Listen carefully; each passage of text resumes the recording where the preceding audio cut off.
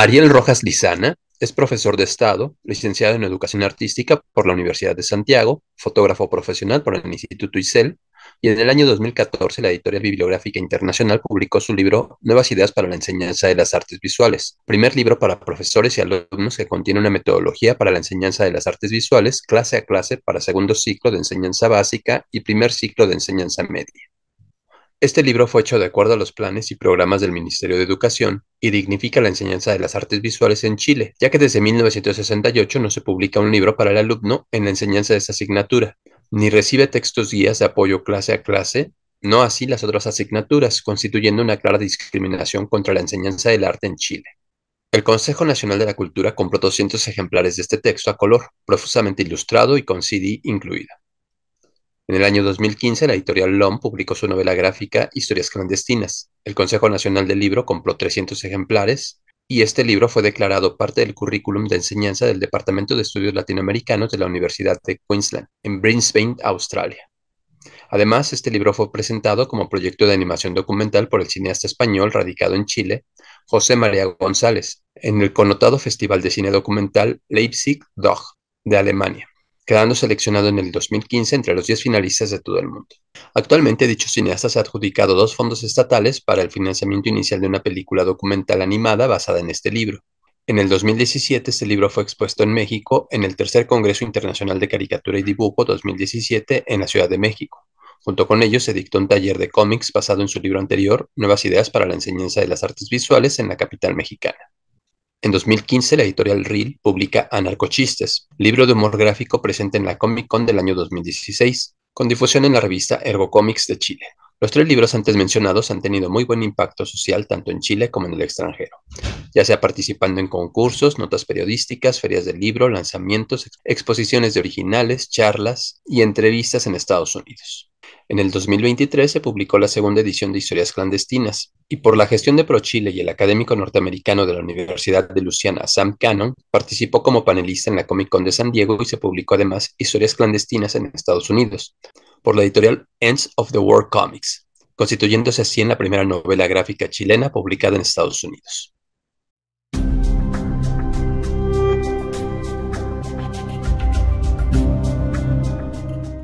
Bueno, mi nombre es Ariel Rojas, vengo de Chile, un lejano país al fin del mapa, eh, pero, pero muy, muy cercano a México, ¿no? Yo he tenido una relación con México muy, muy bonita. Recuerdo hace, creo, 6 años atrás haber venido a una especie de congreso que organizó una organización mexicana en Ciudad de México. Tuve que hablar en Tolula, en la Feria del Libro de la Universidad Autónoma de México. Hablé también en el Metro Estación Zapata, en el Museo de la Caricatura.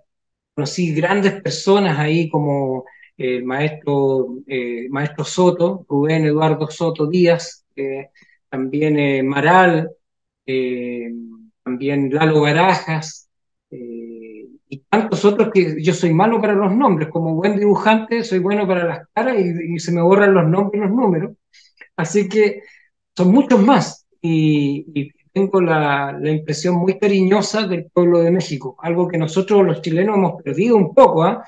Pero en México me sentí como en mi propia casa, ¿no?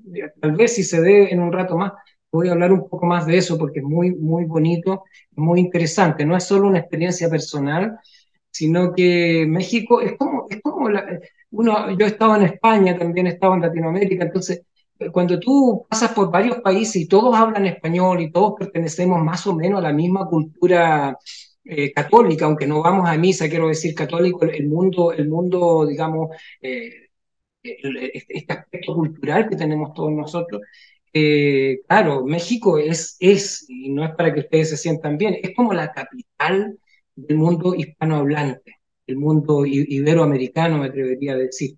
¿Ya? Porque es tremendo, es tremendo. O sea, y incluso, bueno, si tú ves la oferta editorial en México, qué sé yo, el Fondo de Cultura Económica y todo eso, son empresas muy fuertes, son empresas que son más grandes que la misma de España o Argentina. Entonces son verdaderamente, es un país grande, es un país bonito y grande porque también tiene un pasado grande. Nosotros aquí en Chile Tenemos un pasado precolombino con los mapuches que fueron terriblemente fieros, fueron los más fieros del continente, ¿no? Fueron un pueblo tremendamente luchador que tuvieron 200 años en lucha. Eso es lo bueno, no dejaron ningún testimonio, ¿no? Eran más bien gente que seminómade. Entonces, cuando uno va a México y ve estas tremendas pirámides, uno queda abrumado con ese pasado tan potente que tiene México y que se refleja también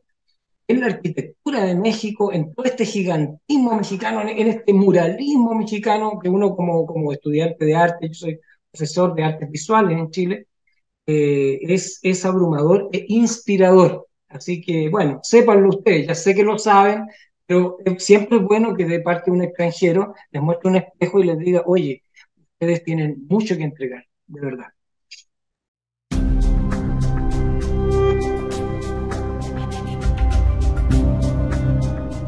En realidad yo he publicado como 5 libros. El primero de ellos es un método de enseñanza de las artes visuales. Es el único texto de estudio que hay en Chile sobre cómo enseñar artes visuales en la sala de clase. Un libro de pedagogía.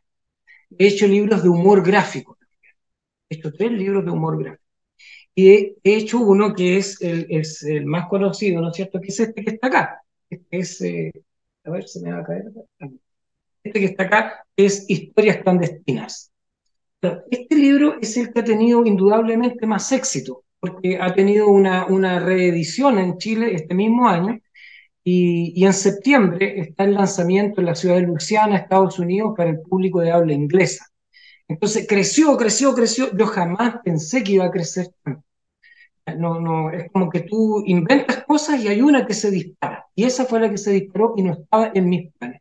Ahora, ¿por qué este libro, tú me preguntas por qué esto de hacer historietas y todo esto? Tú ves el nombre, dice Historias clandestinas, ¿no es cierto? Y se ve que es una tapa como en que tú ves una cosa como de fierro, ¿no? Y te va narrando una historia. Aquí es una novela gráfica, que va página por página, va narrando una historia. Bueno, ¿por qué este éxito? Mira, sencillamente porque esta historia es la historia de mi familia. No es una abstracción, no es una intelectualización, no es no es una, como te dijera, no es Hollywood, no es una fantasía. Es la historia de mi familia y de mi hermana. O sea, mi hermana y yo escribimos esta historia. Porque nosotros vivimos 10 años en una casa de seguridad en tiempo de la dictadura de Pinochet. Nosotros como niños vivimos nuestra niñez y nuestra adolescencia en una casa de seguridad. Nuestra familia protegió dentro de su hogar a las personas más buscadas en ese entonces por la policía secreta chilena. Eran los jefes, los líderes del movimiento de izquierda revolucionaria MIR.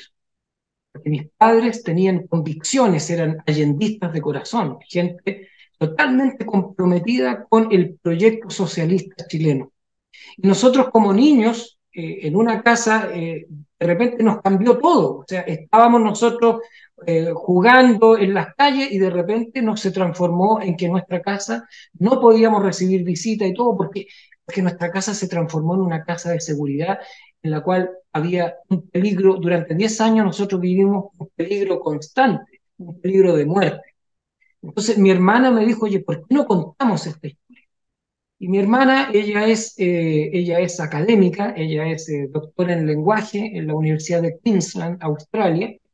Ella estudió mucho la novela gráfica y me dijo, oye, mira, la forma mejor de entregar este documento histórico, esta vivencia, ¿ya? Lo que vivieron estos niños en la dictadura, no es una novela escrita, que nosotros queremos llegar también a los niños, a los jóvenes. Fíjate. Entonces, tenemos que llegar a través del cómics, tenemos que llegar a través de la novela gráfica. Esto es como lo que ocurrió con Ana Frank en Alemania, pero nosotros como niños, ¿ya? No estoy dramatizando, no me estoy haciendo la víctima, nada, te estoy hablando de hechos concretos que nosotros vivimos. Si tú vas a leer la novela, bueno, hay mucha gente que me ha dicho, pero ¿cómo pudiste vivir eso siendo niño? Fue muy fuerte, evidentemente tuvimos peligro de muerte muchas veces. Entonces, esta novela gráfica, en el fondo, es la historia de dos niños y está contada en forma de viñetas y desde la perspectiva de dos niños. Nosotros tuvimos que hacer el ejercicio mental, intelectual, de recordar en nuestra memoria cómo veíamos las cosas cuando éramos niños. Es totalmente distinta a la perspectiva que tenemos ahora siendo adultos. Entonces es un cuento, es como quien dice, es como quien te cuenta un cuento, ¿ya? Es 100% realidad en un lenguaje muy simple, que es el lenguaje de los niños. Te va contando cómo nuestros padres fueron viviendo esta situación, cómo nuestra familia fue viviendo esta situación a través del cómics, la historieta, que es actualmente el cómics, la historieta, tú sabes bien, ¿no es cierto? Bueno, del cuento de la piedra, los Flintstones, ¿no es cierto? La historieta, el cómics, ya era una cosa entre niño y adulto. Ya con los Simpsons, hablando del tema americano, ya es completamente entre niño y adulto. Historias clandestinas, por supuesto, es totalmente para adultos y al mismo tiempo es para niños. Tiene esa doble lectura. Los adultos van a saber leer cosas entre medio, solamente un adulto va a poder codificar. Los niños lo van a leer entretenidamente como la historia de dos niños que vivieron unas situaciones un poco, bueno, bastante peligrosas en algunas circunstancias. Y por eso la necesidad de contarlo esto a través del cómics para que sea, porque esto es historia de Chile. Esto no es, esto es historia de Chile. Aquí hay documentos de la historia de Chile. Aquí está el himno que cantaban en la resistencia contra Pinochet. Se cantaba en silencio, ¿no es cierto?, en unos lugares ocultos, ¿no es cierto? El himno que compuso Andrés Pascal Allende, y yo que soy compositor musical, teniendo 16 años, se me ocurrió hacer la melodía. Entonces, todas estas cosas están registradas en este libro. Este libro, aparte de entretener, también es un documento histórico. Y qué mejor manera que entregarlo que el cómics. Porque el cómics tiene una ventaja por sobre la novela escrita solamente, que no tiene dibujo. Que si yo te estoy hablando a ti de cómo era Chile antes, en tiempo de Allende y durante la dictadura de Pinochet, si yo tuviera que explicarte cómo eran los rifles que usaba el ejército, cómo eran las cosas, cómo se vestía la gente en tiempo de Allende, que todos se vestían de forma media latinoamericana, va a ser muy tedioso y muy aburrido. Pero por eso que la imagen acá está basada en muchos testimonios fotográficos de la época. Entonces tú tienes una imagen vale más que 1000 palabras. Tienes una fiel visión de la época a través de las imágenes, ¿te das cuenta? Y el diálogo, la parte escrita, se remite solamente a lo estrictamente necesario. De manera que tú no solo lees palabras, sino que también, por decirlo entre comillas, lees imágenes cuando estás viendo la historieta y la novela gráfica. Y por eso lo hicimos con novela gráfica y con historieta, porque nos pareció el medio insuperable, el mejor medio de poder contar esta historia.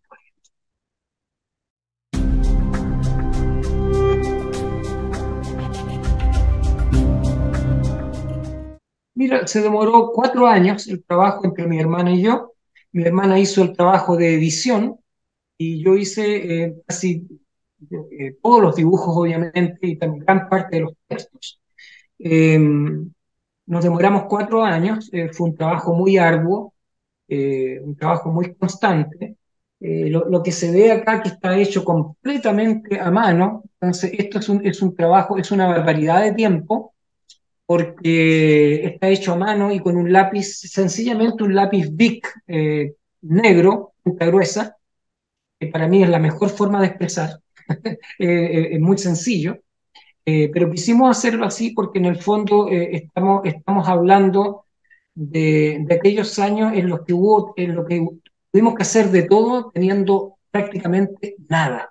Entonces, por eso que es una completamente hecho a mano, pudiendo haber usado herramientas de computación y todo eso, pero quisimos darle ese sabor de la cosa hecha a mano. Ahora tu pregunta ¿cuánto nos demoramos? Te digo, bueno, 4 años.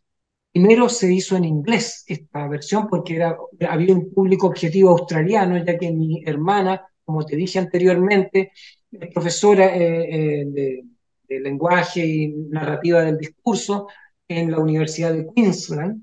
Entonces, ella estuvo viendo con varias editoriales, pero la primera editorial por mi parte estuve viendo en Chile las editoriales, entonces uno de los dos tenía que salir con algún resultado. Y la persona, lo primero que salió con resultado fui yo, porque LOM se interesó en este, LOM nos escuchó, creyó en este proyecto. Debo decir que LOM en Chile representa, yo creo, la editorial que más publica libros de ciencias sociales, de antropología, de sociología, estudios políticos. LOM es la heredera de Quimantú. Quimantú es la gran editorial que tuvo Salvador Allende, que hizo que todo un pueblo se transformara en un pueblo lector, en un pueblo con inquietudes. Entonces, todo eso, barrieron con eso, ¿no es cierto? Fue una crisis de mucha ignorancia, un apagón cultural muy fuerte que fue con el tiempo de los militares. Y después se ha retomado esto en democracia. LOM ha llevado la iniciativa, entonces ellos fueron los que dijeron, bueno, tradúzcanlo ahora de inglés al español porque lo vamos a publicar aquí en Chile. Y esa fue la historia. Esto está en bibliometros, el metro es el underground en Chile, en Santiago de Chile, está en las bibliotecas públicas, se vendió todo. Y justamente este año se hizo la segunda edición porque ha tenido éxito. Se ha logrado vender bastante. Como te digo, lo que ocurrió ahora era totalmente inesperado, que Sam Cannon, un académico estudioso del cómics y la novela gráfica latinoamericana, y que había venido a Chile antes, vio lo que le gustó mucho, Historias Clandestinas, y él con su hermano Christopher Cannon fundaron una editorial que se llama Ends of the World Comics, que es una editorial progresista que quiere tomar, eh, quiere un poco, yo creo, la intención fundamental de Ends of the World Comics es entregar sangre nueva al sistema norteamericano, que está un poco, según la palabra de ellos, no lo que yo digo, ellos lo dijeron, está como repitiéndose en lo mismo. Entonces ellos han visto en las expresiones latinoamericanas del cómics cosas que son muy interesantes para el público norteamericano. Según ellos, ellos están haciendo una apuesta y historias clandestinas, ya Clandestine Stories en inglés, va al público norteamericano en septiembre. Va a haber un lanzamiento. Ya fue anunciado en la Comic Con de San Diego, hace más o menos 3 semanas atrás, y ahora en septiembre estaría siendo lanzada, una fecha a confirmar, en la ciudad de Louisiana, en Estados Unidos, donde Sam Cannon es académico. Eso es como brevemente lo que te puedo contar de la historia que ha tenido esta novela gráfica aquí en Chile y en el exterior.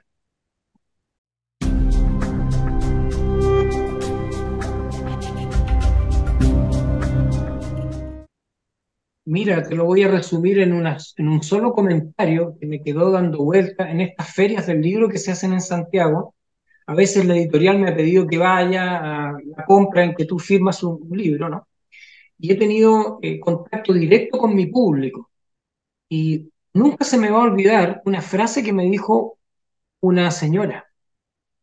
Esta señora me dijo, mira, tu libro comenzó en el dormitorio matrimonial y siempre termina en la pieza de los niños. Y digo, con eso te lo digo todo. O sea, es que toda la familia lee estas historias clandestinas. Todos, todos, todos, todos.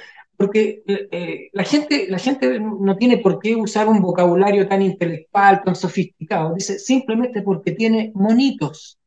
Y a los niños les gustan los monitos. Voy a hablar con ejemplos es lo mejor muchas veces que hablar con tanta intelectualización.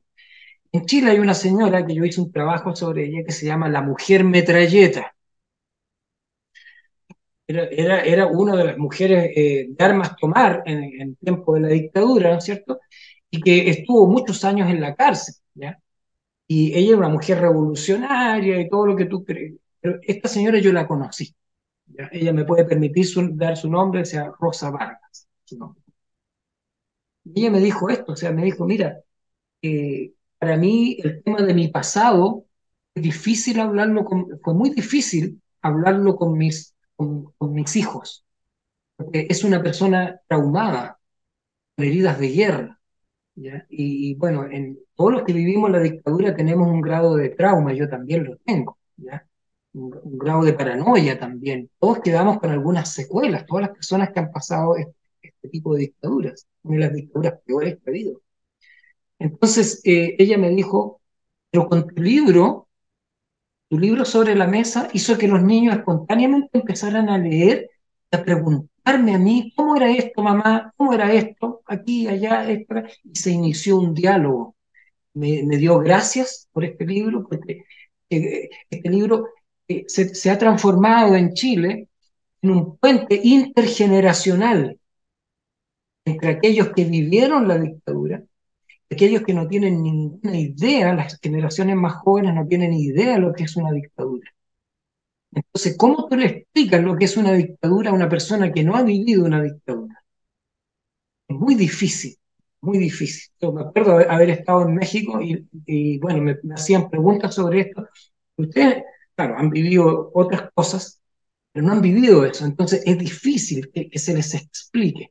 Entonces, pero mediante la novela gráfica, mediante el cómics, tú te puedes dar cuenta que es algo que parte siendo como un juego, pero al pasar de los segundos no te das ni cuenta cómo te atrapa esto y tú estás involucrado dentro del espacio de la imaginación de los autores, estás viviendo de alguna manera a través de ese libro.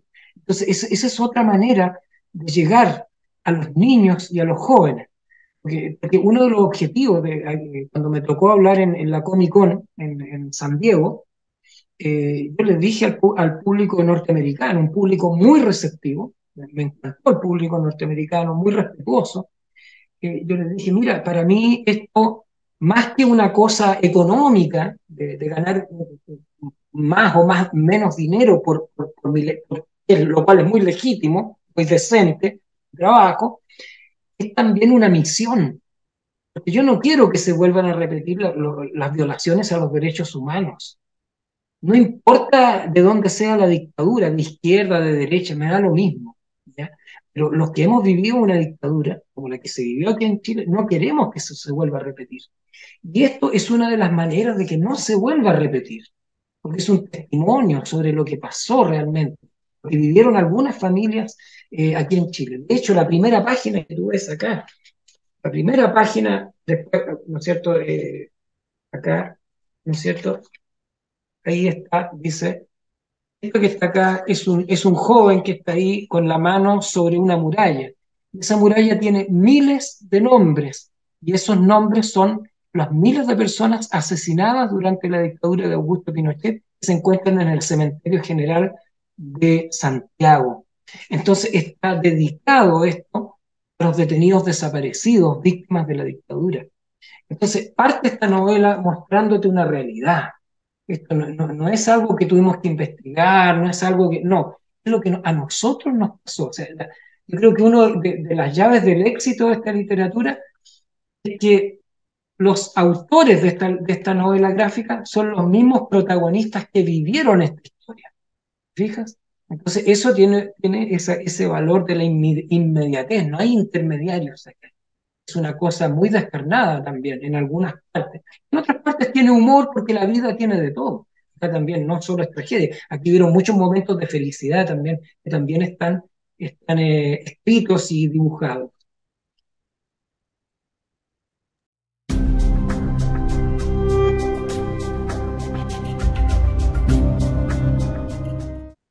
Bueno, el primer libro que publicó se llama Nuevas ideas para la enseñanza de las artes visuales. Este libro que está acá es un libro a todo color, que tiene un CD.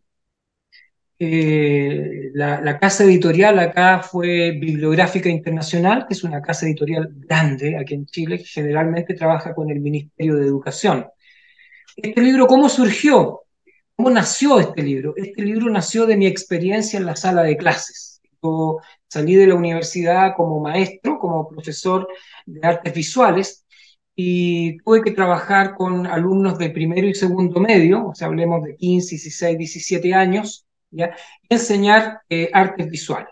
Primero te tengo que contextualizar un poquito el tema de cómo salió este libro, porque tiene que ver con una realidad chilena, una realidad que tal vez encuentre paralelo en México, ¿ya? Por lo que yo me he dado cuenta.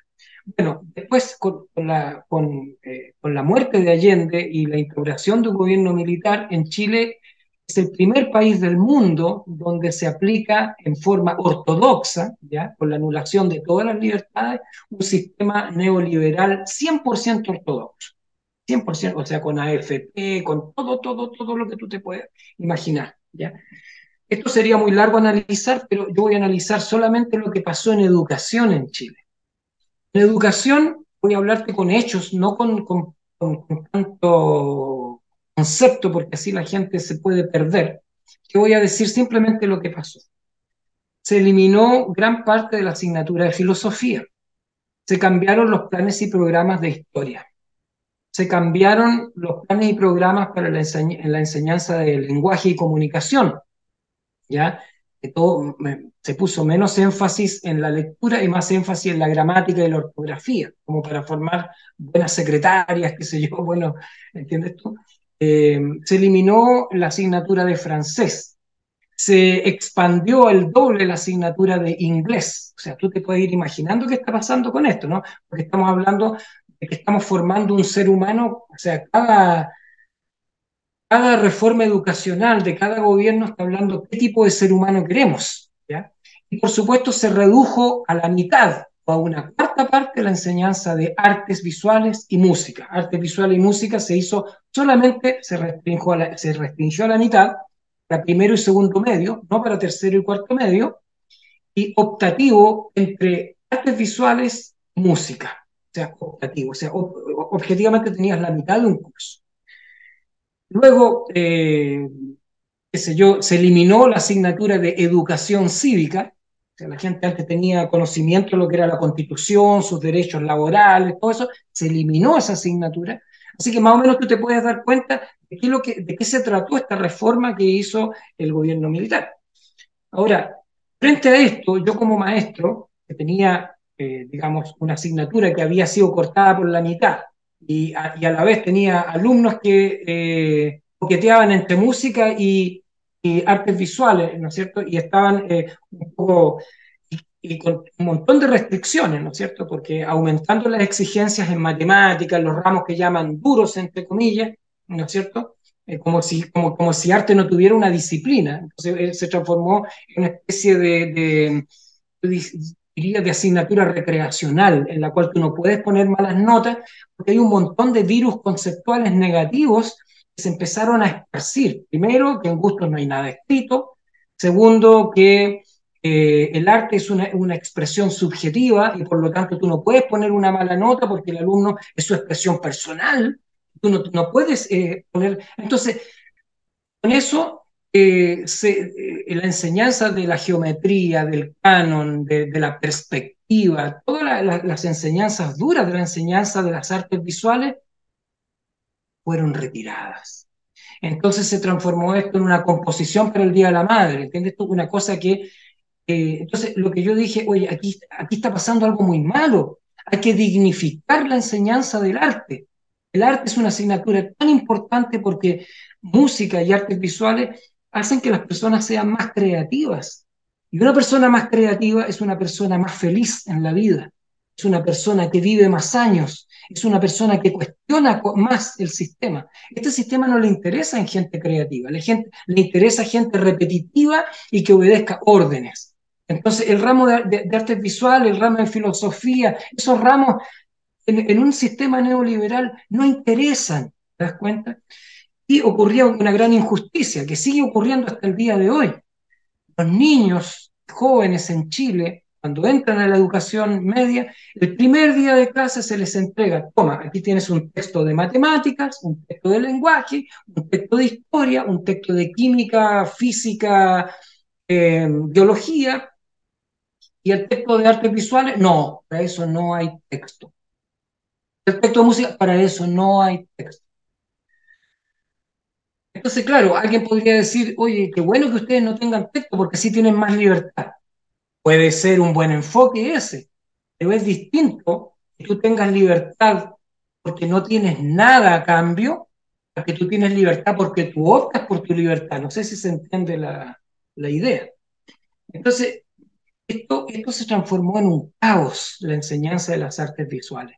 Entonces, era necesario, yo me dediqué los primeros 5 años a hacer solamente pedagogía experimental, experimental, experimental, casi ilegalmente, porque en el fondo los planes y programas del Ministerio de Educación hay que cumplirlos a rajatabla, como se dice aquí en Chile. Pero yo empecé a hacer pedagogía experimental y de ahí empecé a sacar de la realidad, porque una cosa son estas personas que se sientan en el Ministerio de Educación y ellos hacen una planificación para los profesores, y otra cosa es el profesor como nosotros, que tiene la camiseta sudada, ya trabajando con 40 alumnos en una sala de clase, con 40 adolescentes. Entonces, hay gente que es fantástica para opinar en educación, teóricos de la educación, pero el profesor que está en la sala de clases es el que realmente sabe de qué se trata, el que está en el frente de batalla. Eso yo no acepto consejos de ninguna lumbrera académica que me venga a decir cómo se hacen clases de arte en un colegio con 40 alumnos, con alumnos con problemas sociales. No, yo solamente puedo aceptar consejos de otro profesor que trabaje tanto como uno. Claro.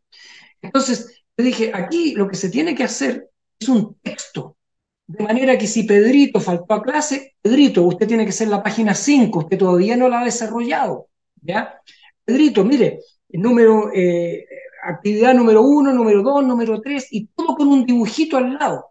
Entonces yo dije, esto tiene que ser tan sencillo que todos lo entiendan. Y así surgió esta idea. Golpeé varias puertas yo hasta que una persona me escuchó, que de Bibliográfica Internacional, que se llama Norgia Niño, la nombro ahora porque una gran mujer se dio cuenta, eh, escuchó, cosa que es tan difícil encontrar en el mundo, alguien que escuche realmente, escuchó, ¿m? Y dijo, mira, vamos a apostar por esto. Bueno, yo aquí para hacerte corta la historia, ¿no es cierto? Para entrar en materia, acá tú ves está muy bonita la diagramación, tiene obviamente su introducción, su índice, y partimos con el capítulo 1, observación de la naturaleza, y empieza con figuras antropomorfas y zoomorfas.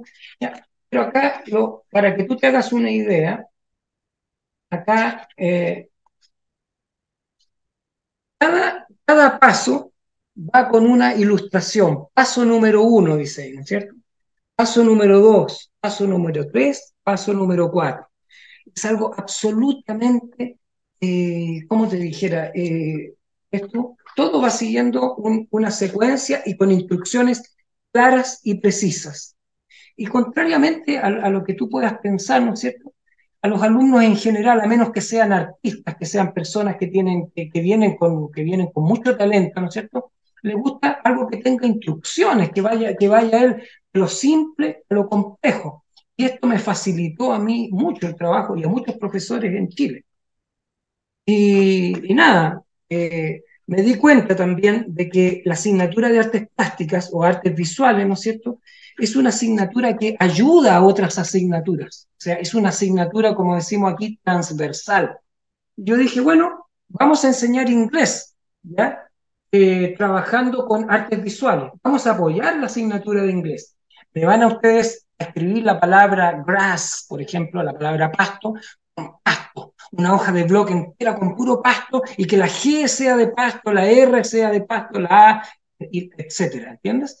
Entonces, esto es arte, ¿no es cierto? Pero al mismo tiempo es inglés. De manera que los chicos aprendieron mucho vocabulario, nunca olvidaron, ¿no es cierto?, lo que era. eh, eh, Ahora después yo dije, oye, con una cámara fotográfica vamos a ir y vamos a recorrer las calles de Santiago y vamos a fotografiar todas aquellas casas, casonas que sean coloniales. Y vamos a ver un poquito de historia de Chile a través de Colonia, ¿no es cierto?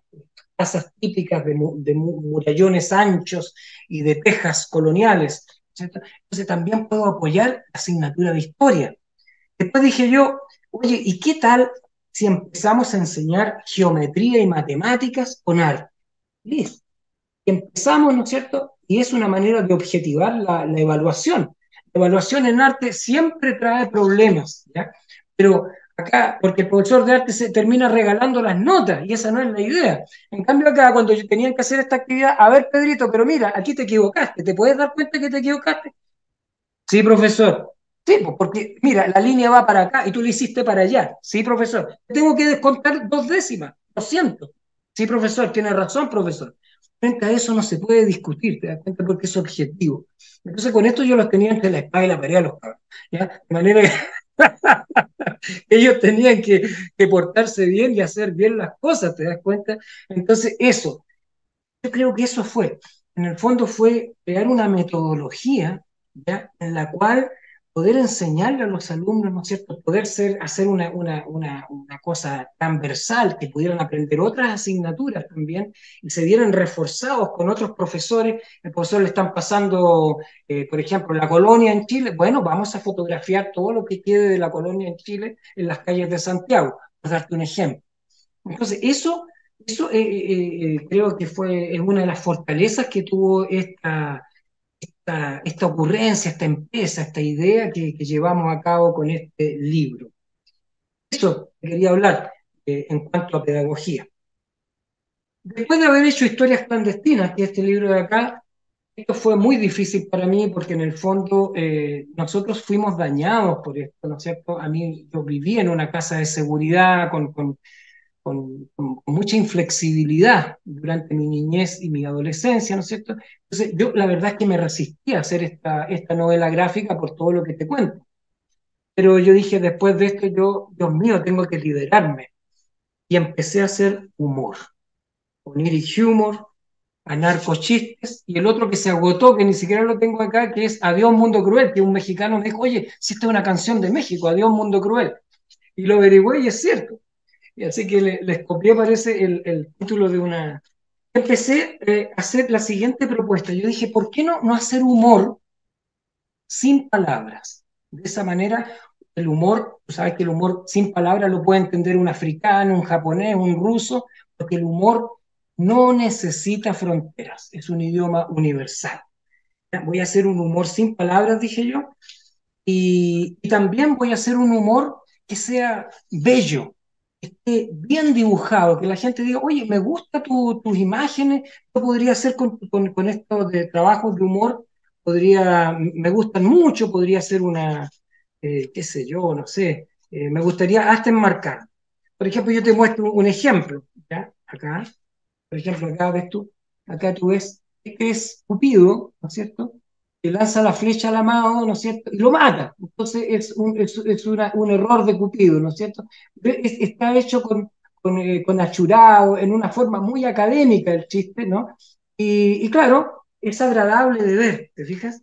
Acá yo hice, bueno, esto ya es más intelectual, ¿no es cierto? Aquí está Sigmund Freud confesándose con el Papa Francisco, está en un confesionario, ¿no es cierto? Tiene muchas cosas que confesarse. Después puse al revés, ¿no? Que se puse que el Papa Francisco se psicoanaliza con Freud. Entonces, son un tipo de humor, ¿ves tú? También hay humor negro, ¿ves tú? Pero es un humor sin palabras, ¿te das cuenta? Aquí el tipo que está debajo del auto, tú no sabes si está muerto o está arreglando el auto. Entonces, esta suerte ¿cómo decirlo?, de doble vinculación es un poquito perturbadora, un poco inquietante, ¿ya? Hay cosas que son, por ejemplo, esta chica, ¿no? Esta chica está ella no sé si la puedes ver, ella es una chica que va, una chica nocturna, ¿no es cierto? Que va, no sé, como que la chica de día caza mariposas, ella caza fantasmas, ¿ves tú? Entonces, son más bien el chiste como ilustración, el chiste como un dibujo académico bien hecho, un buen dibujo, y al mismo tiempo sin palabras, para que así lo entienda cualquiera. O sea, yo puedo ir con este libro, ¿no es cierto?, no sé, a Francia, a cualquier país, ¿no es cierto?, y la gente va a sonreír por lo menos, o va a entender de qué se trata. Así que me he dedicado también al humor, el humor, y créeme que ha sido muy, muy gratificante y hace muy bien para la vida. tener humor, todos lo sabemos, pero de verdad que sí, lo recomiendo. Y de ahí surgieron estos últimos libros que he estado haciendo.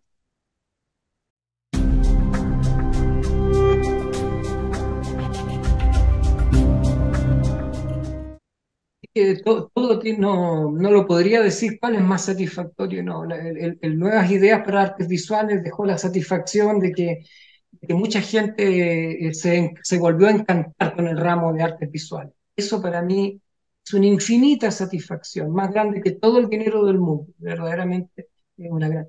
Historias clandestinas, el hecho de que los niños sepan de qué se trató la dictadura, de que mucha gente entre en la reflexión más allá del tema izquierda, derecha, sino que esto es historia de Chile. Alguien tenía que decirlo, bueno, me tocó a mí con mi hermana y yo, y también tuve una gran satisfacción. El lograr que una persona se ría, yo a veces tuve el metro de Santiago, ¿no es cierto? Y una persona leyendo narcochiste la vi, se estaba riendo. Entonces, eso para mí es todo, yo creo, y no solo para mí, sino que para ti, para cualquier persona que sea escritor o dibujante, que publique libros, el hecho que vea eso reflejado en la gente es una satisfacción muy grande. Acá mismo, mira, esto que tengo acá es un recuerdo que me dejó Sam Cannon, ¿no es cierto? Acá, él hizo camisetas, ¿no es cierto?, con imágenes de historias clandestinas, ¿digas tú? Entonces también es una satisfacción ver plasmado tu trabajo en otras cosas. Recuerdo que en México también esta misma imagen que tú ves acá, pero aquí está lo blanco es negro y lo negro es blanco, como una imagen en negativo que hizo Sam Cannon. Esta misma imagen se hizo en el Instituto Chileno, no, el Instituto Mexicano Hispánico de Cultura, que queda en pleno centro histórico de Ciudad de México. Se hizo esta imagen, se proyectó, se hizo como un mural grande. Entonces, claro, puede ser un poco egoico, pero bueno, ¿qué tiene? ¿Quién no tiene un poquito de ego, no? Eso es natural, ¿no? Lo importante es no volverse estúpido, ¿no? Pero te da una satisfacción muy grande, que otros disfruten lo que tú has hecho, porque a uno le dan ganas de tenerlo, ¿no? Y claro, y además, en última instancia, el arte, lo que tú haces, no es para tenerlo debajo de la cama, debajo del colchón, es para mostrarlo a todo el mundo y que todos lo vean. Eso se trata. El arte cumple una función social. Entonces, ese es el sentido. De otra manera, yo me quedo con mis cosas escondidas ahí, no, no tiene sentido para mí eso. Así que todos me han dado muchas satisfacciones, muchas, muchas satisfacciones. Imagínate explorar esta beta del humor. Yo no sabía que la tenía. Así ustedes o usted o cualquier persona dice, oye, uno se encuentra cuadrado a veces, dice, oye, ¿sabes? Yo soy malo para bailar. Pero viene una persona que dice, ¿sabes? A lo mejor si tú lo intentas, puede que empieces a bailar. Y cuando te lo crees, empiezas a bailar y todo eso, y conquistas una nueva felicidad dentro de ti mismo. De la misma manera, yo jamás pensé que iba a ser humor. Para mí el arte cuando estudié en la universidad era algo más académico, más serio. Pero yo dije, ¿por qué no llevar el humor a la categoría de arte? ¿Por qué no? ¿Te fijas? Entonces, también me hizo crecer mucho como persona. Así es que todos me han dado mucha satisfacción, estimado Aarón.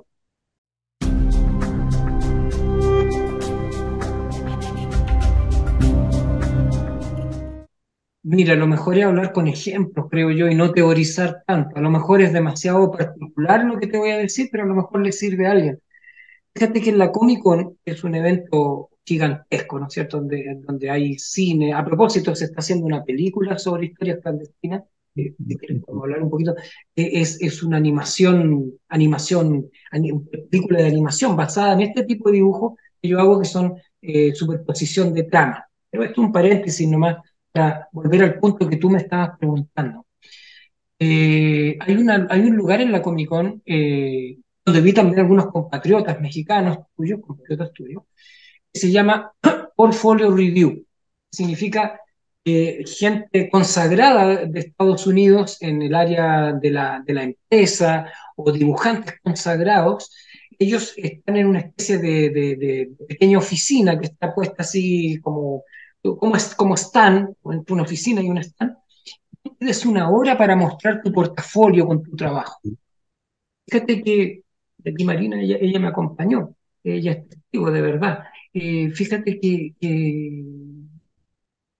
yo mostré mi trabajo con este fuerte sesgo latinoamericano, chileno, básicamente, no sé si tan latinoamericano.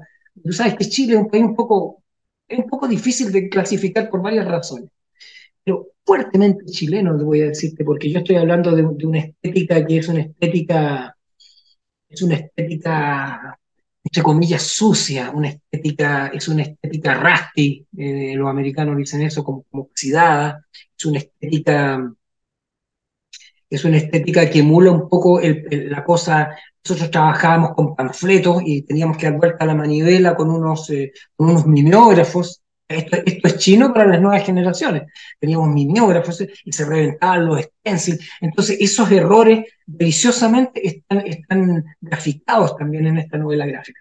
Y bueno, los americanos vieron, deben haber sido por lo menos unas 7 entrevistas, más o menos, debo haber tenido unas 7 entrevistas y todos, absolutamente todos quedaron maravillados.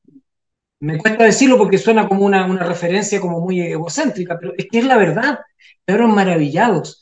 Y yo pensé que no se daban cuenta, que no se iban a dar cuenta, pero se dieron cuenta así, inmediatamente. Se dijeron, oh, esto es nuevo.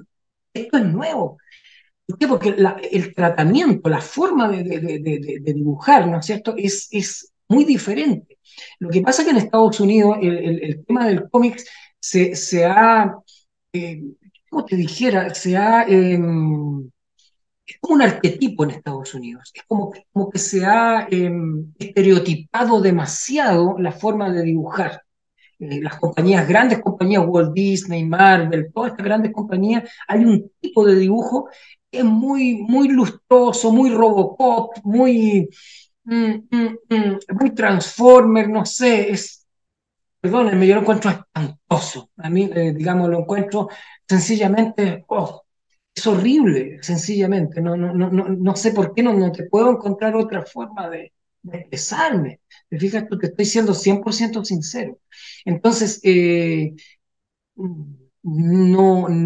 evidentemente, como dijo Sam Cannon, que es el creador de la Ends of the World, que el editorial dijo, mira, esto es nuevo, dijo. Nosotros necesitamos absorber cosas nuevas, ¿no es cierto? Hay que renovar este sistema. Entonces, yo creo que yo me atrevería a decir que la propuesta latinoamericana, siempre que se trabaje en serio, que se trabaje con sí, duro, no que me gusta el cómic, que esté aquí, que de repente le hago un poquito, después, no. Estoy hablando de dedicado 100% con pasión y con harta fuerza, eh, muy distinto a la forma de expresarse del norteamericano, muy distinto. Entonces, eh, queda eso de alguna forma plasmado en nuestras referencias culturales, la forma de entender el cuerpo, la forma de entender el entorno, la forma de entender las relaciones entre las personas es una forma culturalmente diferente. Esto tiene una estética. Seamos conscientes o no de que hay una estética, pues la hay. Entonces, eso lo percibe mejor un extranjero que un latinoamericano. Porque para verte a ti mismo necesitas un espejo, ¿no es cierto? Si tú no tienes un espejo, no te puedes ver a ti mismo. Entonces, muchas veces, esto que yo te digo de haber ido a la Comic Con y haber ido a Portfolio Review y mostrar mis trabajos y ver la respuesta que tiene esta gente de Estados Unidos frente a tu trabajo, es un ejercicio eh, humano, mental, de todo, qué sé yo, artístico, muy interesante, invaluable, impagable, porque ellos, desde su perspectiva, logran sensibilizarse y darse cuenta, oh, esto es algo diferente, me gusta lo que tú haces. Tal vez me gustaría hacer con historias que a nosotros nos gusten, pero la forma que tú tienes de dibujar, la forma en que tú tienes de expresarte, esa atmósfera que tú creas con tu trabajo, no se conoce acá. ¿Te fijas? Entonces yo creo que el mundo latinoamericano tiene una particularidad que no tienen otros. Nosotros, mira, oye, eh, yo como chileno me encuentro, nosotros los chilenos somos un poco fríos, fíjate, comparado con los mexicanos, porque yo te conté una anécdota que me pasó en el museo de caricatura, tuve que enseñarle a dibujar a varias gente que llegaban de la calle y se iban sentando, y una señora le enseñé a dibujar a su hijo. Y le quedó bastante bien, la señora estaba tan contenta que me abrazó, así, ¡oh! Después se retiró, me vio por el pasillo, me volvió a abrazar, y después me abrazó porque y yo estaba como piezote, como un palote, porque no sabía cómo reaccionar al afecto, ¿te das cuenta? Entonces, pero el afecto mueve, el afecto transmite energías, y eso es lo importante que tiene, yo creo que esa es un poco la contribución que tiene el mundo latinoamericano, es la riqueza que tiene el mundo latinoamericano al resto del mundo. Ahora, puedes entender que hay mucha gente que entiende la emoción como algo inferior, el intelecto es algo superior, pero ahora, después de Justin Gardner, ¿no es cierto?, las inteligencias múltiples, después de todo lo que se sabe ahora en ciencia, de neurociencia, la emoción es inteligencia. Entonces, es algo que tenemos que revisar, la emoción, la emocionalidad. ¿Cómo la emoción te puede hacer a ti ver colores que antes no veías? ¿Cómo una persona entusiasta te puede contagiar a ti para hacer cosas que tú jamás pensaste que ibas a hacer? Entonces, la emoción es como un hilo conductor, ¿te fijas? Es algo importante, es muy importante. Y eso se ve y se plasma en todas las manifestaciones de arte del mundo latinoamericano. Eso te podría decir.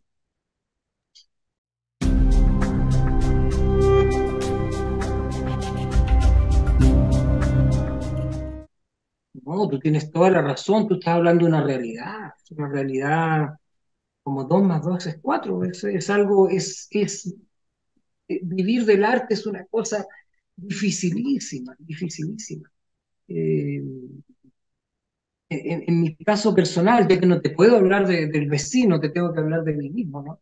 Eh, eh, yo creo que he tenido, pero cantidad de trabajo, he golpeado tantas puertas. O sea, esto que ahora salió en mi país, que salió primera novela gráfica chilena publicada en el mercado norteamericano, ¿ya? Se ve como mucha gente me ha felicitado, qué sé yo, pero nadie tiene idea lo que hay detrás de esto. O sea, detrás de esto yo he llorado, yo fui a Suecia a mostrar mis trabajos pero todas las puertas se me cerraron. Yo, disculpa lo que te voy a contar, pero yo recogía latas, cartones, latas en Suecia, ¿ya? Lo cual, por supuesto, no es mal mirado en Suecia, porque Suecia es el primer país reciclador del mundo, ¿eh?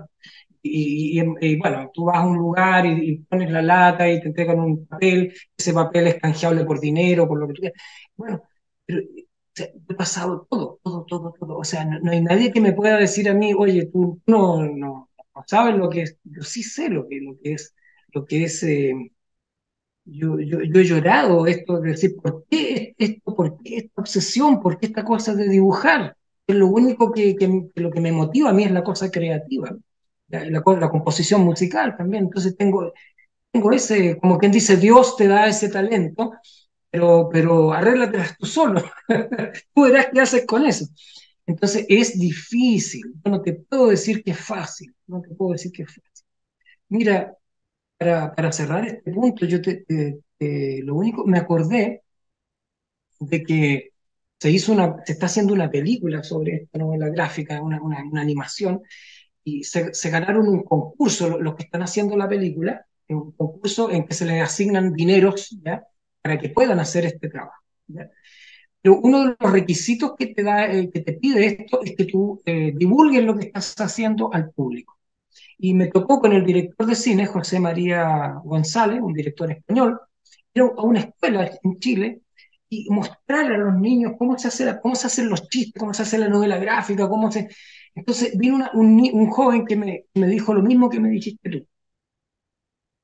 Entonces yo le dije, y se lo dije a Marina también, porque esto no es mío, sino que es cuando yo recién entré a la universidad, vi a un hombre de edad que se llamaba Samuel Román, premio nacional de escultura en Chile, un hombre de campo, un hombre que se hizo a sí mismo.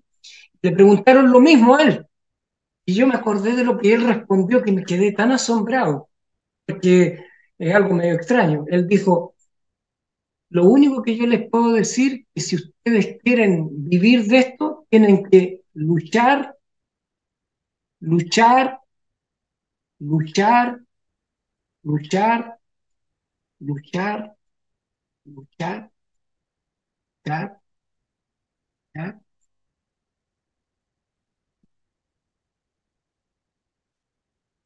Eso lo dijo ese hombre que me quedó grabado a mí. Cuando los niños me preguntaron eso, les dije exactamente lo mismo. No hay otra manera.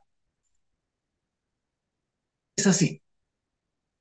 Sé que hay países como Alemania que subvencionan al artista, no sé, se dieron, bueno, un país que tiene políticas muy avanzadas en algunos sentidos, como que ellos se dieron cuenta que la actividad cultural no sobrevive dentro del capitalismo.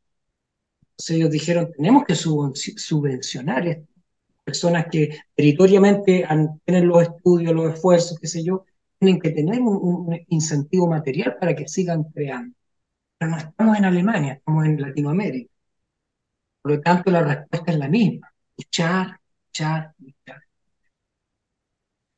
Me gustaría tener otra respuesta. Me encantaría, pero no la tengo. ¿Te das cuenta? Y para complementar lo que tú has dicho, me acuerdo que en la Comic Con estaba Rodrigo, que venía con su familia, y sus dos hijos, la hija y el hijo, estudian arte. Entonces decía, pero estás estudiando arte, ok, pero estudiar arte actualmente es muy diferente cuando yo estudié arte. Actualmente mi hijo menor estudia cine, ¿ya?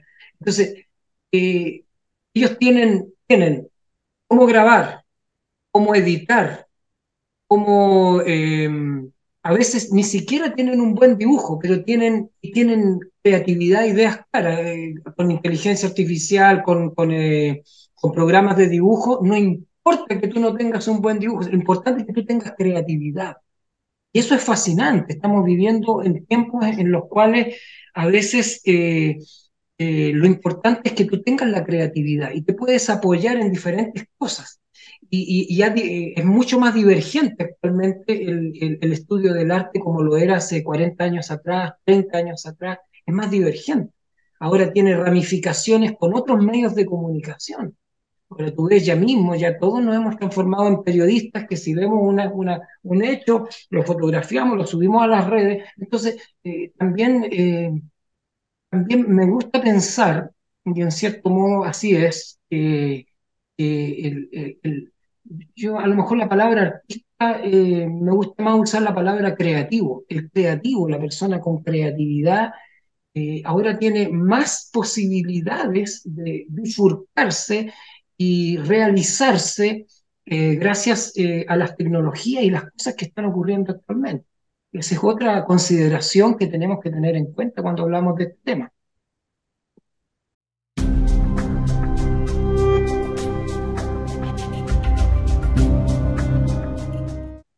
Como te digo, y reiterándote que es un punto de vista solamente personal, lo que a mí más me interesa es la calidad del dibujo.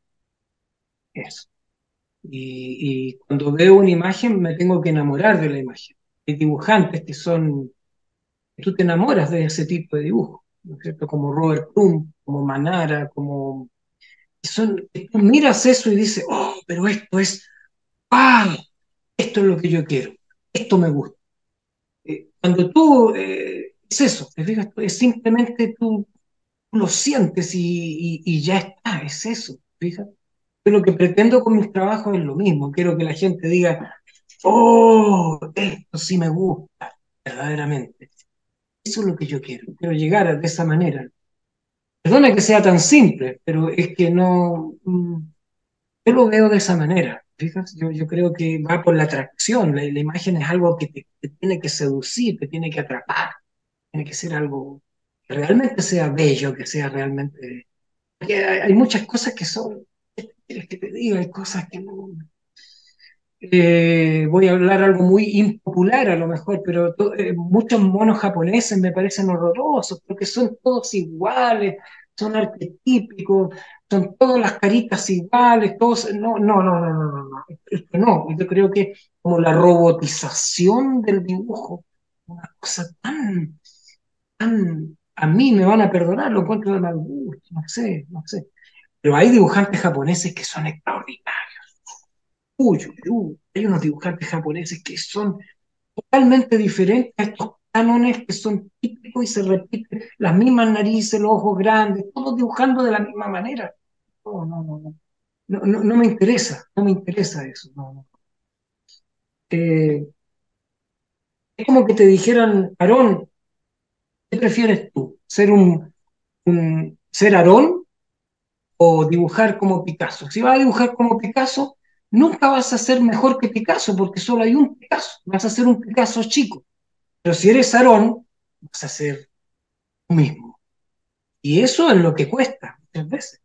Es muchas veces más fácil copiar a otro que buscar tu propio estilo.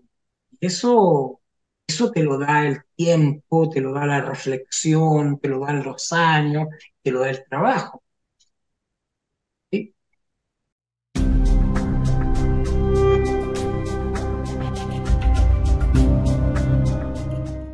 Lo importante es que el alumno dibuje.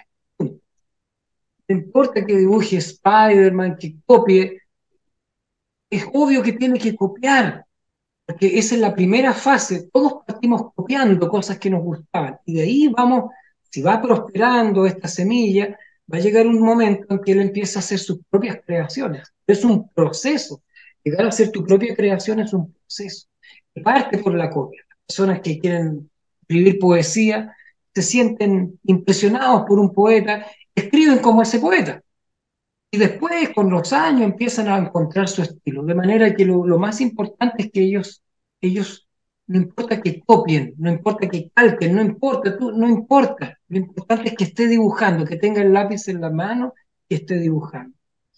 Lo segundo es, ¿qué van a dibujar? Si van a copiar y tú quieres que sea algo creativo, mira, 40 a lo mejor 3 van a ser más o menos disparados y van a hacer cosas creativas. El resto va a esperar instrucciones. Seamos realistas. Y eso no es malo. Simplemente que tienen diferentes ritmos de aprendizaje, tienen diferentes velocidades de aprendizaje.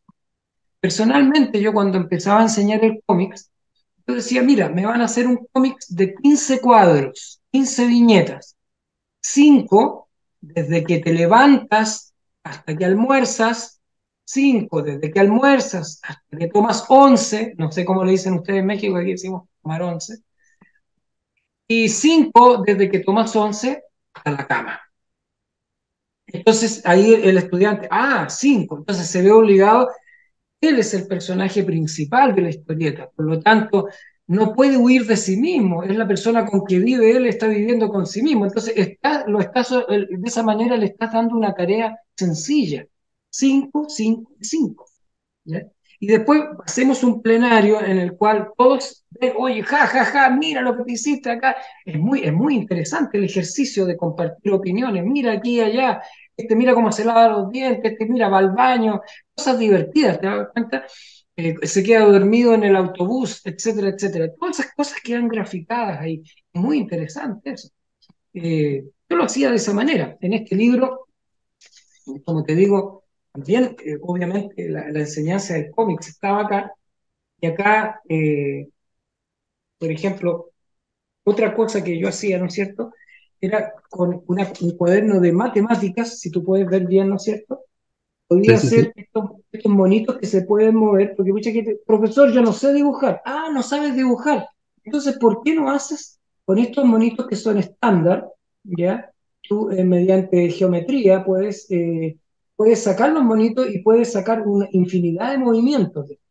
Ahora, esto ha sido llevado a computación, ¿ya? Y en computación se hace una malla y tú pinchas y el mono mueve un brazo, mueve una pierna, mueve esto, mueve lo otro. Entonces, solucionado el problema de que no sé dibujar, porque eso es la típica, no sé dibujar y de eso no lo sacas. Entonces, bueno, hay formas de dibujar con estos enrejados, con estas cosas, tú puedes dibujar fácilmente. Luego, había esto que está acá, los signos y las señales. Y digo, oye, pero si mira, si en realidad los signos, nosotros frecuentemente con la mano estamos haciendo signos con la mano, estamos haciendo signos que reemplazan a las palabras.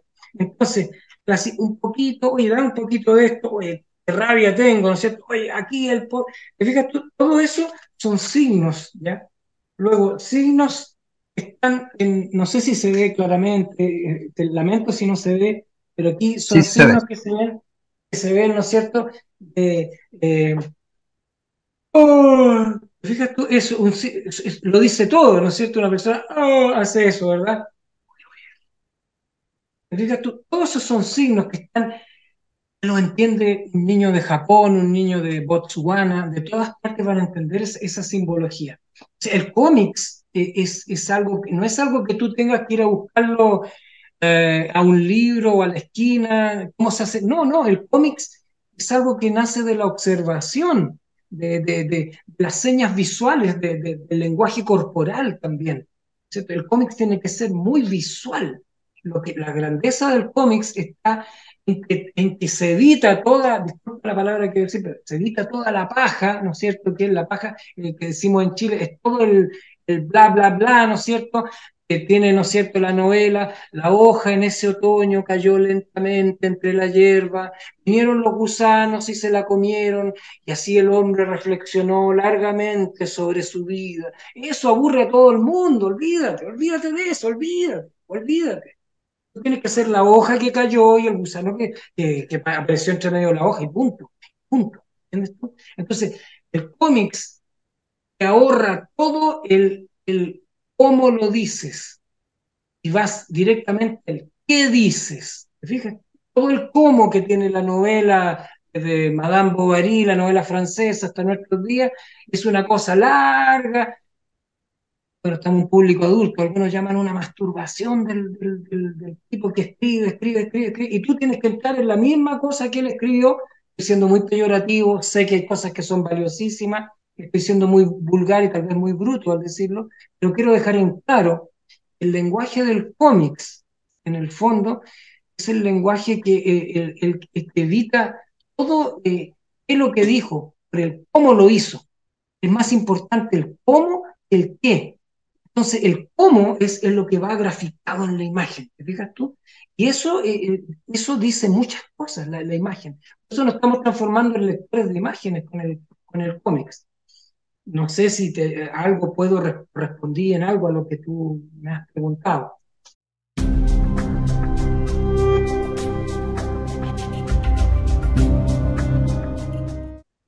Pero tú me hiciste acordar del trabajo de historias clandestinas. En historias clandestinas eh, tuve que hacer todo un trabajo de archivo fotográfico de los años 70 80 cómo se vestía la gente. Durante el gobierno de Allende, toda la gente, había una gran idea latinoamericanista en Chile. Entonces la gente en Chile, la juventud, se sentía identificada con un poncho de lana chilote y andaban vestidos de esa manera. Y andaban vestidos con un gorro que usaban los bolivianos, ¿no es cierto?, del altiplano. Y tocaban charrango. Entonces era un mundo totalmente diferente al mundo después de Pinochet. El mundo de Pinochet, ¿no es cierto? Todo esto se va abajo, ¿ya? Y es puro gris brillantina y John Travolta. Entra todo Estados Unidos avasalladormente entra en la juventud. Todo esto que venía arrastrándose de los años 40, 50, 60, 70 en Chile, se corta de golpe. ¿Te fijas tú? Entonces tuve que hacer todo un trabajo. ¿Cómo se vestía la gente? ¿Qué tipos de auto habían? ¿Qué tipos de moda habían? ¿Ya? ¿Cómo, te fijas tú? Entonces, en el mundo actual en Chile, ¿no es cierto? Todo es pulimentado, todo es plástico, todo es brillante, todo es neón, ¿ya? Es un mundo de ventas, de comercio, de dinero, de pum, pum, pum, todo rápido. ¿Te fijas tú? El mundo anterior es un mundo de casas de ladrillo sin estuco, un mundo mucho más artesanal, es un mundo mucho más a escala humana. ¿Te fijas tú? Ahora, si tú escribes una novela sobre eso, tienes que investigar, tienes que ver un archivo fotográfico. Tú lo que vas a dejar plasmado ahí es un documento histórico de algo que ocurrió, de una investigación visual. Y eso va a ser un elemento valioso para las generaciones del futuro. Van a decir, oye papá, o sea que ustedes no, no había fotocopiadora, ¿cómo hacían los panfletos ustedes? Mira, hijo, lo que pasa es que en ese tiempo había como una cosa que se enrollaba y había una cosa más stencil, y se le echaba una tinta, ¿no es cierto? Y se reventaba ese stencil. Uy, pero qué increíble, no tenían fotocopiadora. No, no, no, no. Imagínate, no había celular, no había nada de eso. Entonces, es un mundo totalmente diferente. Entonces, uno como dibujante tiene que hacer una investigación, de una investigación visual, yendo a diarios, fotografías de la época, para reproducir esto y ser fiel a lo que eran las imágenes que se vivían, lo que veía la gente en aquel entonces. ¿Ya? Y posteriormente tú vas en la novela, en este caso Historias clandestinas, ya cuando se ven los tiempos actuales, se ven ya la gente, otro tipo de auto, otro tipo de vivienda, otro tipo de vestimenta, fíjate, porque todo fue cambiando. Aquí te está narrando más o menos 30, 25, 30 años, en que fueron cambios radicales en el país, ¿te fijas? Y Chile se transformó en un país sumamente egocéntrico, en un país que eh, como le gustaba, que le dijeran que era el país más exitoso de Latinoamérica por su éxito económico. En cierta manera lo era. Todos subieron, el estatus económico subió efectivamente, pero subió así, ¿te das cuenta? O sea, las diferencias sociales, claro, el chileno medio, ¿no es cierto?, tiene una realidad económica, en términos de porcentaje mejor que el resto de Latinoamérica, pero los ricos chilenos, bueno, yo viví en Suecia, pero nunca he visto cosa más descabellada que la riqueza que hay en Chile. O sea, esas casas que se ven en barrios inaccesibles. Y todo eso está en la novela gráfica, todo eso está en el cómics. Y todo eso va a quedar ahí, te fijas, va a quedar reflejado. De manera que la persona que hace cómics, dependiendo, cuál va a ser el tema que va a abordar, tiene que ser un estudioso de las imágenes, de las realidades, de las cosas que está viendo. Eso es una cosa que va a quedar como téngase presente histórico en el futuro.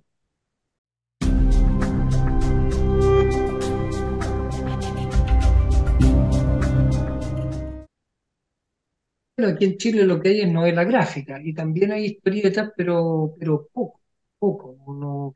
Seguramente hay algunos que son de circulación más bien limitada, ¿no es cierto? No es algo que aquí en Chile lo que hubo, que fue como emblemático, fue el Condorito. Condorito era un personaje, ¿no es cierto?, hecho por un dibujante que se llamaba Pepo, y que ahora desapareció Condorito. Condorito fue muy exitoso en Latinoamérica y se reprodujo.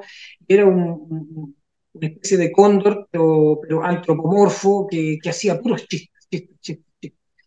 Pasó con Condorito, que Condorito, si tú te fijas los personajes que tenía Condorito, había Don Jacobo, que era un judío, ¿no es cierto? Y hablaba de su tacañería. Después hablaba, las mujeres estaban estereotipadas, con tremendos senos, con tremendas caderas. Esto era muy ofensivo, lo primero, la comunidad judía, lo otro era muy ofensivo el mundo feminista. Había un titicaco que llamaban, que era un peruano, ¿no es cierto?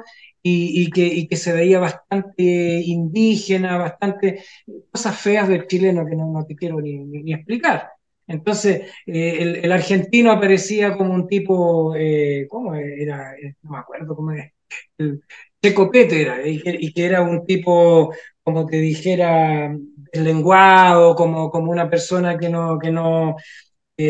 hablaba mucho y no hacía nada. Entonces, eran puros estereotipos muy insultantes. Entonces, con el tiempo, también había uno que se llamaba Cortadito, que le faltaban los brazos y las piernas. Entonces, y hacían chistes de esto. Entonces, era un humor muy, muy, muy bárbaro, ¿no? Y con el tiempo, ¿no es cierto?, con todo lo que han ganado, ¿no es cierto?, los espacios que ha ganado, ¿no es cierto?, la gente con movilidad reducida, las feministas, había uno que también, que era homosexual y que también Entonces, con todas estas minorías que han tomado presencia actualmente, Condorito se quedó sin trabajo. Claro, que los personajes de que hacía burla, ¿no es cierto? Ya no, ya empezaron cada vez con esto de lo políticamente correcto, el humor se fue restringiendo, restringiendo, restringiendo. Eso fue, en resumen, lo que le pasó a Condorito.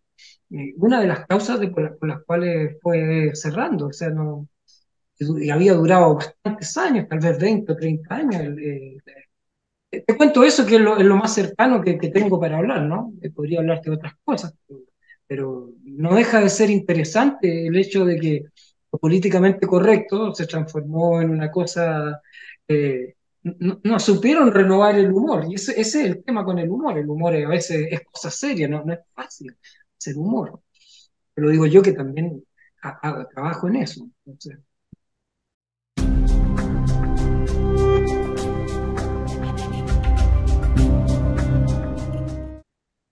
ahora tengo un proyecto que se llama, bueno, tiene por el momento un título que se llama Wordless, que significa sin palabras, que digo que es un libro humor sin palabras.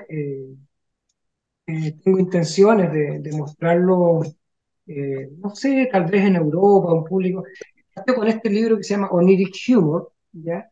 Te fijas tú, está hecho de una forma muy vintage a lo antiguo. ¿M? Yo soy fascinado por los ilustradores antiguos como Doré, por ejemplo, que es el ilustrador de la Divina Comedia, ya como Hans Holbein, el grabador alemán. Me fascina, me vuelve loco Hans Holbein. Doré, me encanta eso.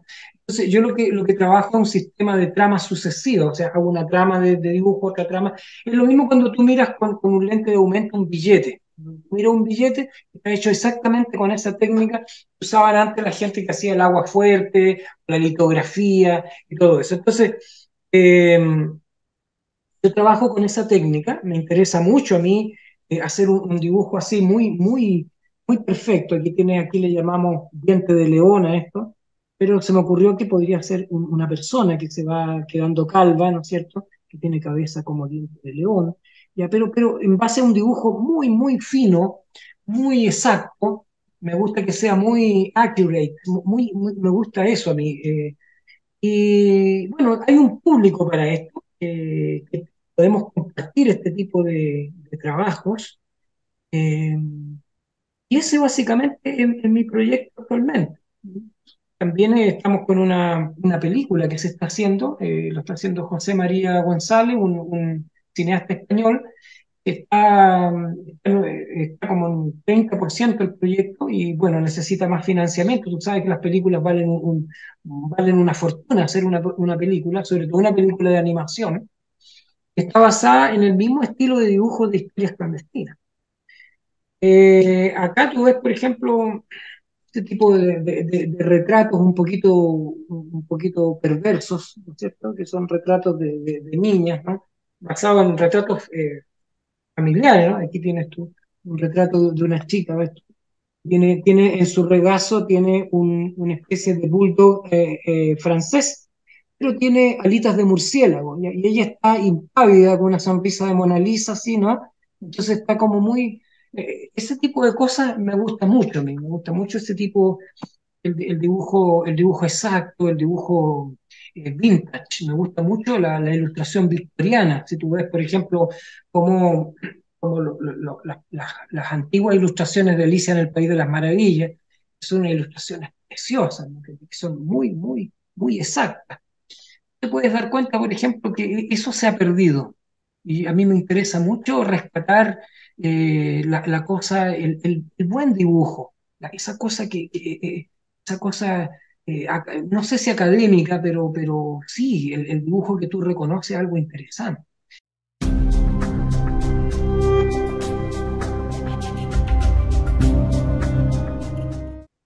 Sencillamente, últimamente he estado reflexionando sobre la palabra creación, la palabra creatividad, sin estar fíjate que a mí me gusta a veces leer la Biblia, y me fijaba yo en el Dios del Antiguo Testamento, que es tan iracundo, tan terrible, oye, nunca sonríe, siempre vengativo, celoso, castigador.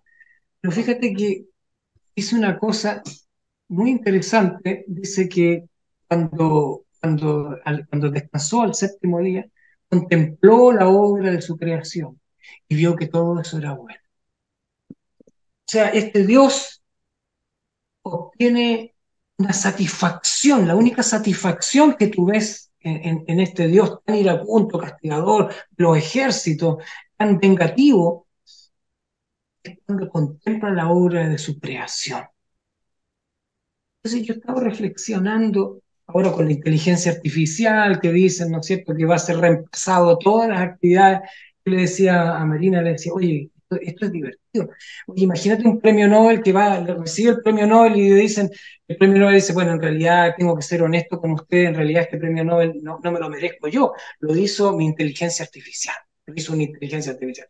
Entonces, ¿qué es lo que te quiero decir con esto? Que en realidad esta cosa del ser humano, de ser creativo, y ya me salgo de la idea del arte, sino que creativo puede ser un inventor, un niño, un esquizofrénico, todas las personas que están creando algo, ¿ya? Ella Marina estaba creando con unos palos así, hizo como un jardín así, y lo rodeó con unas, como te dijera, con unas rejas, ¿no es cierto? Y obtuvo satisfacción de lo que creó, algo que no estaba, ahora está. ¿Te fijas tú? Entonces yo digo, la satisfacción del ser humano, la satisfacción de crear, la alegría de crear, ha sido una sociedad capitalista, consumista, materialista, ha relegado al ser humano a tantas actividades, profesiones, oficios, que son simplemente, se transforman en rutinas repetitivas y automáticas. Y luego viene una persona creativa y, oye, la sociedad no te necesita, hombre, no te necesita porque está todo hecho. ¿Para qué necesitamos tus creaciones? No las necesitamos. Entonces, vemos que la genética, la dotación de los seres humanos que están naciendo, muchos vienen con ganas de crear, porque es la naturaleza del ser humano es crear. Pero estamos en una sociedad que no potencia, no canaliza ese gran talento creativo que tienen los seres humanos. Ahora, el ser humano puede crear un cielo, puede crear su infierno. Todos somos creadores. Imagínate que tú cuando sueñas estás creando imaginarios, escenarios, estás creando ideas, estás creando cosas que nunca habías visto. Es algo extraordinario. Esto de la mente humana está permanentemente creando. Pero está siendo encerrada, así como Aladino, ¿no es cierto? Encerrada en una lámpara, así, ¿ya? Tú estás esperando un Aladino que la frote para que tú mostrar todo lo que tú eres capaz, de lo que tú puedes crear. Entonces, el placer de crear es un placer del ser humano que lo dignifica, que lo hace mejor. Si tú enseñas a una persona a ser creativa, le estás enseñando, claro, por una parte le estás enseñando tal vez, mejor enséñalo a ser un robot, ¿no es cierto? Porque así va a tener su futuro asegurado. Pero si tú lo enseñas a ser creativo, tal vez va a tener muchas dificultades, va a tener rebeldía contra una sociedad que lo único que te pide es que seas un robot. Pero vas a tener un ser humano que va a obtener satisfacciones que nunca antes había obtenido si no hubiera sido por ese medio. Entonces, yo creo que la creatividad hace de la gente personas mejores. Si nosotros enseñamos a los chicos a ser creativos, vamos a ser personas mejores. Y ser creativo no solamente en hacer dibujos, sino que ser mejor esposo, ser mejor madre, ser mejor hermano, ser eh, creativo, creativo. ¿Sí? No, es más fácil ser infeliz, ser triste que ser feliz, porque ser feliz significa que siempre tienes que estar creando cosas nuevas para estar motivado. Fíjate que yo leí un libro que se llama Ageless, que significa sin edad, que es el estudio de la gente que vive más de 90 años. Lo hizo una mujer, una investigadora, investigó este rango etario y llegó a una conclusión sorprendente.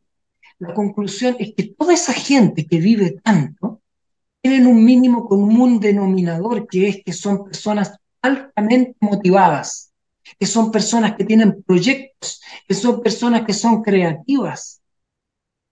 Entonces, algo pasa con la creatividad. Al parecer, tal vez tiene esto, un científico podría decir, tal vez tiene que ver con la renovación celular, tal vez tiene que ver con algo aparte de lo psicológico, ¿te fijas tú? Es algo maravilloso. Pero también tenemos que tener cuidado con la creatividad, porque así como se crean cosas para lo bueno, también se crea para lo malo. Hay gente que crea sus propios fantasmas, sus propios demonios, ¿ya? Hay gente profundamente infeliz porque se ha creado un mundo de infelicidad. O sea, nosotros tenemos un cantante que murió asesinado por la dictadura de Pinochet que se llamaba Víctor Jara. Él dijo, el ser humano es un creador, lo dice en una de sus canciones. Y dijo una gran verdad. Nosotros todos somos creadores, aunque la gente tiene el falso concepto de que los artistas son los creadores. Los inventores son... No, no, no, no, no. Tú también eres un creador. Tú estás creando permanentemente tu realidad. Los artistas y los científicos y los inventores son personas, y los niños son personas que están recreando su realidad constantemente. La realidad que tú vives, Aarón, ahí rodeado de libros, y veo ahí silencio, y veo todo eso es producto de tu universo, y tú me trajiste a tu universo, a tu creación, y juntos estamos co-creando este programa, también estamos haciendo creación en este momento. Entonces, si algo me pediste que te dijera, es eso, tengan fe en la creación, en los profesores de arte y de música. La música es importantísima. No le crean a esa gente que desvaloriza estas actividades del ser humano. Son importantísimas porque hacen que la gente sea más feliz. Eso es importante. Feliz de verdad. A mí mis padres me enseñaron a ser creativo. A mí me enseñaron a ser feliz cuando chico con una manguera, mojándome con mi hermana, subiéndome arriba de un árbol. Cosas que no costaban dinero. Actualmente en un mundo consumista, en un mundo materialista, la felicidad significa tener cosas, no ser. Fíjate, a medida la felicidad por cuánto tienes tú, por cosas materiales. No digo que creemos personas que sean totalmente despreocupadas de lo material tiene su importancia, de todas maneras. Pero es una sociedad que lo que quiere es que tú seas consumista, que trabajes para producir dinero y compres cosas que no necesitas para, para, para fingir felicidad frente a gente que no te conoce. Ese es el modelo que quiere la sociedad actual. Ese es el ciudadano que está formando la sociedad actual. Versus un profesor de arte puede hacer mucho, puede hacer mucho. Pareciera que no, pero sí puede hacer mucho. Yo tengo la satisfacción inmensa de tener alumnos que me han detenido en la calle, profesor, usted me acuerdo cuando usted dijo, yo no me acuerdo que uno como profesor tiene tantos alumnos que uno no les puede decir, oye, yo no me acuerdo de ti porque es un poco ofensivo. La verdad es que yo no me acuerdo mucho, pero sí, me acuerdo que usted me dijo esto y de alguna manera me influyó a mí. Entonces, quiero pensar que nosotros los profesores, a pesar de todo esto, de esta desvalorización constante que ha tenido la docencia, frente a lo avasallador que es la tecnología actualmente, de todas maneras estamos sembrando, es importante los ramos que fomentan la creatividad en el ser humano. Muy importante, más de lo que nosotros pensamos. Yo los invito a todos los que escuchen esto a reflexionar más sobre la palabra creatividad. Es una palabra que merece kilos de reflexión, va más allá de lo que nosotros pensemos incluso. Eso te podría decir, ya que tú me pides algo que se me haya quedado en el tintero.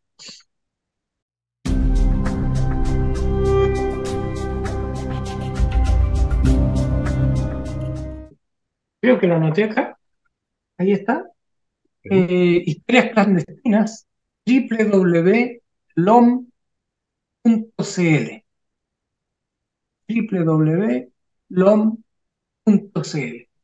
Ahí, esa es la puerta de entrada a la editorial LOM. Ahí usted digita Historias Clandestinas o Ariel Rojas, que es mi nombre, y se va a encontrar con esta novela gráfica en español. Ahora, para, para los que les guste la versión nueva, que es una versión es una versión interactiva que viene con música, que viene con, porque yo también soy compositor, entonces tenemos una música para historias clandestinas, que es lo que hicieron, lo que hizo Sam Cannon, norteamericano. La puerta de entrada es eh, Ends of the World Comic. Creo que es Ends of the World, ¿o no? Te los voy a anotar. Tenemos unas tarjetas, pero son muy pequeñitas, ¿no? Eh, Ends of the World Comics. Y también hay una versión que pueden ustedes mirar, como que viene se empieza a despegar y se empieza a ver las primeras páginas del libro y viene con unos, como te dijera, unos links que te vinculan inmediatamente a YouTube, donde está mi canal de música, y ahí está la música de Historias Clandestinas. Para los que tengan más curiosidad, ¿no es cierto?, de conocer el trabajo de música, simplemente van a YouTube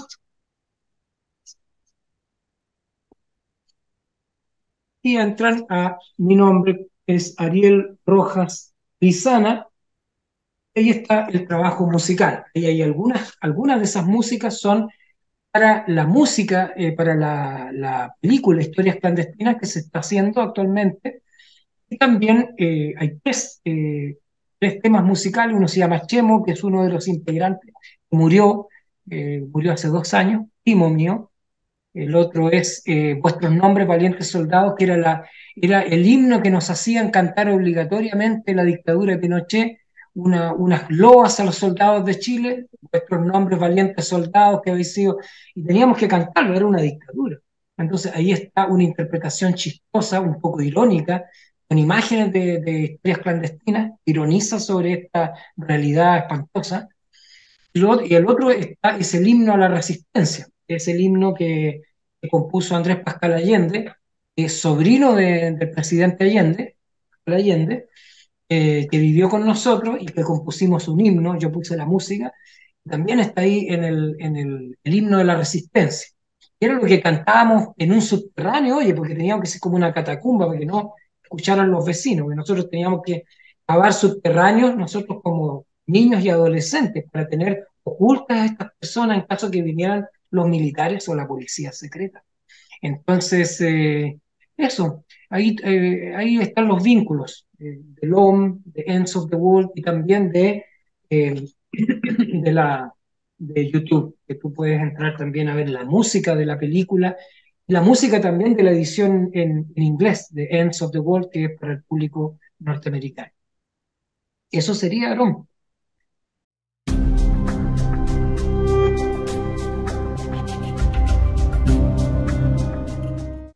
Encantado de haber conversado contigo. Me gustaría saber más de ti, porque hablamos solo de mí. En otra oportunidad espero que así sea, de lo que tú haces. Me encanta que seas profesor, estás en el frente de batalla. Es terrible ser profesor, solamente los profesores sabemos lo que esto significa. Se ha transformado en puro llenar planillas y cosas y se ha desvirtuado de lo que es enseñar la pedagogía frente al estudiante. Y aquí en Chile, por lo menos, es el gremio que tiene más licencias médicas por depresión, tenemos que decirlo. Así que olvídate, Aarón, yo te considero un héroe, un héroe. Yo no pude más, yo me tuve que rendir. Actualmente hago clases de inglés, debo ser muy sincero, vía internet, ¿no es cierto? Y con gente o con grupos de adultos, pero adolescentes, olvídate, es un desgaste tremendo para mí, un desgaste tremendo. Pero sí, estuve por lo menos 20 años haciendo. Así que tampoco fui tan cobarde, ¿no? Así que tuve que cambiar de rubro por salud mental, oye. Así que te lo digo, o sea, fue fuerte. Y te quiero dar las gracias también, y me gusta que te llames Aarón, porque Aarón, mi hijo mayor se llama Aarón. Entonces, Aarón era Yo le puse Aarón porque Aarón era el hermano de Moisés. Y Moisés era tartamudo, y no hablaba bien, entonces tenía el don de la palabra. Entonces, este Aarón, hijo, es tremendo, puede venderte una piedra, oye, y tú se la compras. Y yo creo que tú también estás en el ámbito de hablar, de tener un programa, haciéndole honor a tu nombre. Así que felicitaciones dobles, maestro y Aarón. Chao, que estés bien. Nos Chao, vemos. chao. Gracias, chao. Hasta luego.